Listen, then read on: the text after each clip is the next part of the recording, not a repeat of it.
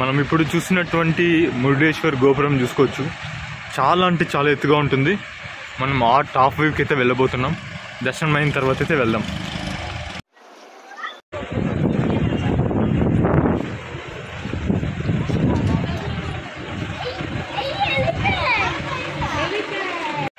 పెద్ద గోపురం చూసుకోవచ్చు. ఎంత పెద్ద గోపురం అంటే చాలా పెద్ద గోపురం.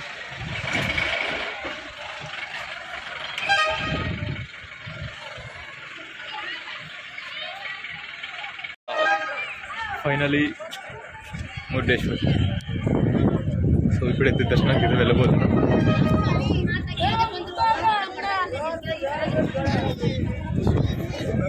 ఎలా ఉండబోతుంది అలా అంతా కూడా చూద్దాం. ఇప్పుడైతే దర్శనానికి అయితే వెళ్తున్నాం.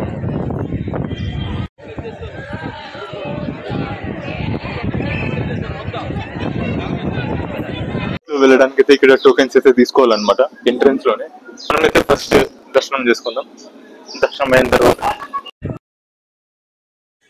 ఓం నమః శివాయ. సో మహాబలేశ్వర్, ఈశ్వర, పరమేశ్వర, ఎన్ని పేర్లు ఉన్నాయి అతనికి. అన్నీ కూడా మన కోసమే, అన్నీ కూడా మన మంచి కోరుతాడనమాట ఆయన. ఇప్పుడు కూడా లైక్ మీరు ఆయన తిట్టినా కూడా ఆయన్ని ప్రార్థించినట్లే. సో ప్రస్తుతానికి టెంపుల్ అయితే రీచ్ అయ్యాం. సో దర్శనం తర్వాత సిటీ వ్యూ, బీచ్ వ్యూ అన్నీ కూడా మనం చూడబోతున్నాం.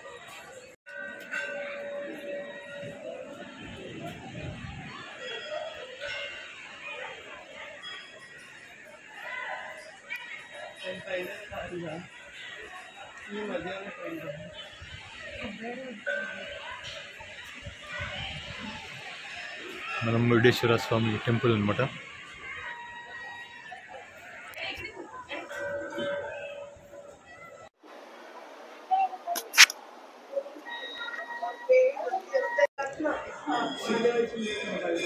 మోస్ట్లీ నాకు వరకు కెమెరా లేదనేసి అనుకుంటున్నా.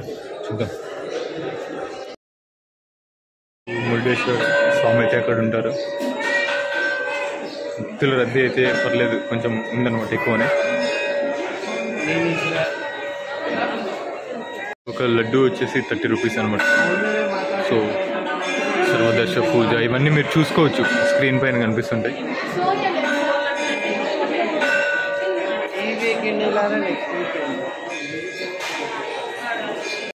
దర్శనం తర్వాత ఎలానో టెంపుల్ వ్యూస్ అన్నీ కూడా చూపిస్తా.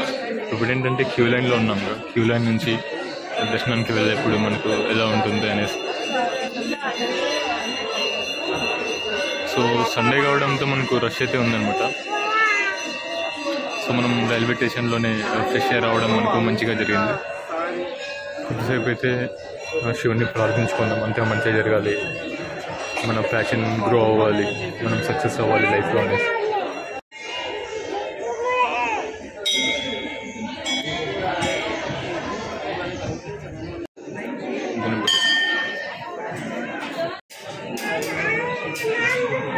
చూసుకోవచ్చు.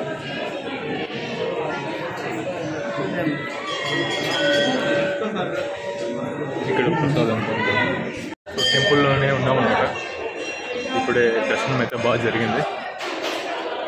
ఇక్కడ బయటకు వచ్చిన తర్వాత మనకు కుడివైపునే వినాయకుడి టెంపుల్ అయితే కనిపిస్తుంది అన్నమాట.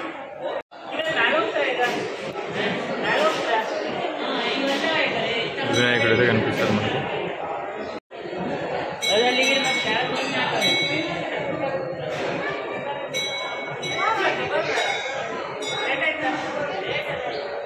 అయితే చాలా బాగా కంప్లీట్ అయింది అనమాట. టెంపుల్ ఆర్కిటెక్చర్ ఎలా ఉంది, చుట్టుపక్కల ఉన్నటువంటి చిన్న చిన్న దేవస్థానంలో ఉన్నటువంటి టెంపుల్స్ ఎలా ఉన్నాయి, ఇవన్నీ కూడా మనం అయితే ఎక్స్ప్లోర్ చేయబోతున్నాం.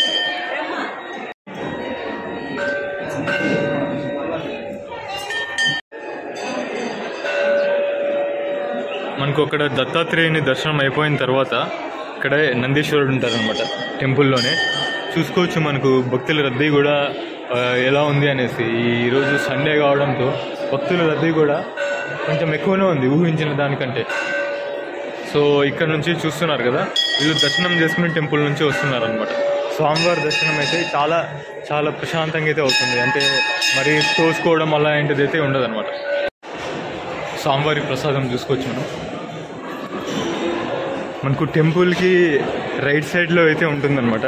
మనకు దర్శనం ఏదైతే అవుతుందో దర్శనం తర్వాత మనం ఇక్కడ రాగానే రైట్ సైడ్లో అయితే ఉంటుంది. మనకు అటుకులు, ఉప్మా ఇలా ప్రసాదం అయితే పెడుతున్నారు, చూసుకోవచ్చు.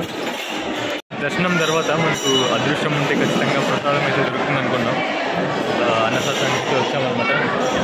చూద్దాం ఏమేమి ప్రసాదం పెడతారో అనేసి. ఇంకా మొదటిసారి ఇక్కడికి రావడం అంటే దర్శనం, ఇక్కడికి మురుడేశ్వర్ చాలాసార్లు వచ్చాయి కానీ ఇక్కడ ప్రసాదం కోసం రావడం అయితే మొదటిసారి అనమాట.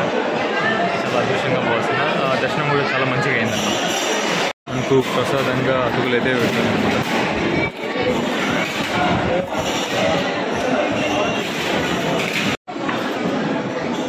అటుకులు, ఉప్మా.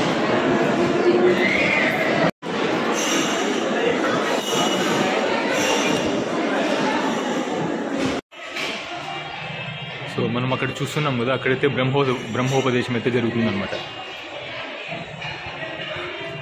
అంటే బ్రాహ్మణులు ఎవరైతే ఉంటారో వాళ్ళు పండితులుగా మారడానికి బ్రహ్మోపదేశం అయితే చేస్తారనమాట.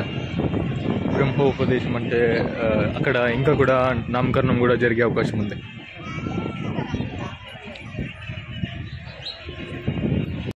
అక్కడ స్వామివారి ప్రసాదం అయితే తీసుకున్నాం. ఇదొక ప్రసాదం కూడా ఒక డిఫరెంట్ వైబ్ ఉండే అనమాట. సో మీకు తెలుసుగా, నాకైతే ఉప్మా ఇష్టం ఉండదు, అయినా కూడా చాలా టేస్టీగా ఉండే. ఎందుకంటే సో మనం డిఫరెంట్ ప్లేస్కి వచ్చాం. డెఫినెట్లీగా అది మన ఏరియాలో ఉన్నట్టు ఉండదు, డిఫరెంట్గా ఉంటుంది అనమాట. సో దర్శనం అయితే అయిపోయింది, వెళ్తున్నాం. ఇప్పుడు ప్రస్తుతానికి గోపురం అయితే చూడాలి. తర్వాత టెంపుల్ ప్రసాదం తీసుకోవడానికి వెళ్ళాం కదా, కొన్ని ప్లేసెస్ అయితే మిస్ అయ్యామన్నమాట. ఆ ప్లేసెస్ అయితే మనం ఇప్పుడు చూడబోతున్నాం. ప్రసాదానికైతే అటుకులు, ఉప్మా, తర్వాత కషాయం అనమాట. ఆ కషాయము మరీ అంత స్వీట్గా లేదు, వాటర్ లాగా కొంచెం థిక్గా. నాకైతే ఏమనిపించిందంటే అది అన్నం వంచినప్పుడు గంజి వస్తుంది కదా, సేమ్ అలా అయితే అనిపించింది అనమాట. బట్ ఎనర్జీకి చాలా ఉపయోగపడుతుంది అని అయితే బిలీవ్ చేస్తున్నా.